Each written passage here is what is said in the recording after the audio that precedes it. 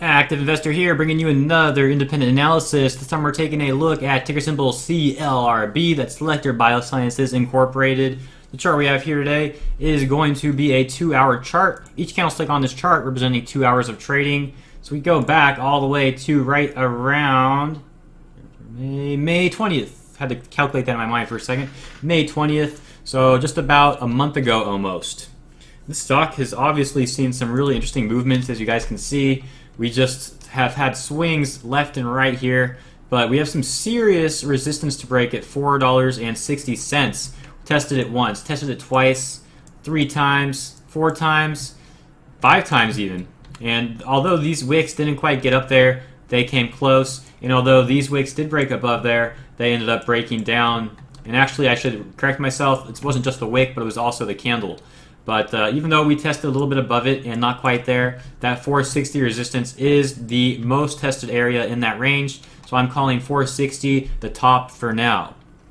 And although we aren't quite trading there yet, we can consider that we're actually going to have resistance at 395 as well on the way up if we do break up there again, which it is looking like it will do. It's looking like it's getting ready to test 460 again.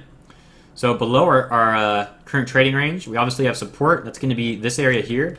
395, 360, 330, $3. Pretty easy to remember those. Interestingly enough, all about 30-cent differentials on those.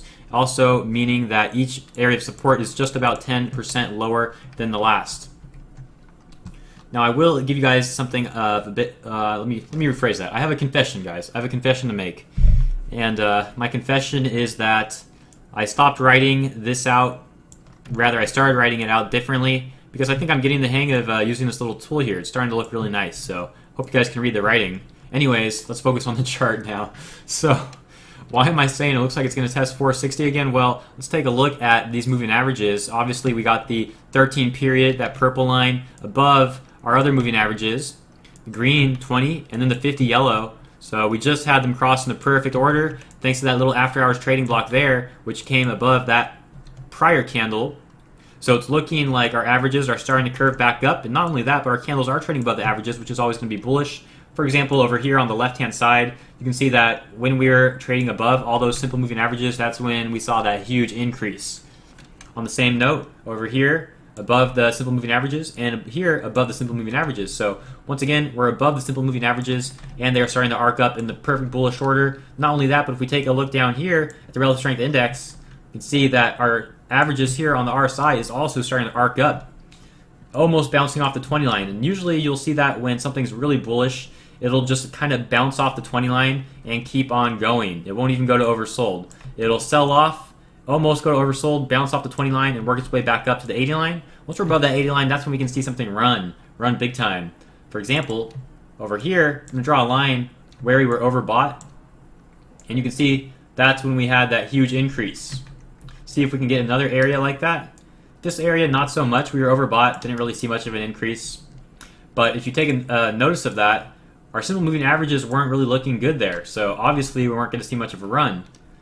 Here, our simple moving averages are looking good, and we're working our way to overbought. So there's a good chance that when we do go overbought, everything's set up to see another run. So I'm thinking this thing is probably going to go test 460 again, unless for some reason tomorrow people just sell it off big time and drive that bid down. If that does happen, you know, it might. Nothing's for certain in the market. If everything was 100%, we'd all be rich. So anything can happen, but judging by our indicators and the most logical thing that we can see here, it looks like it's going to test 460 again. So if it does dip, look for support at 360, then 330, and then 3. So you have areas to get in there if you're trying to swing it, but I think there's a good chance we get 395 and break up there to gap to 460. So that's what I'm hoping, because I would gladly get in at 395 for a swing to 460. That's about a 15% gain. So very nice gap of potential there for a day trade. Keeping my eye on this tomorrow. Definitely going to be on my watch list.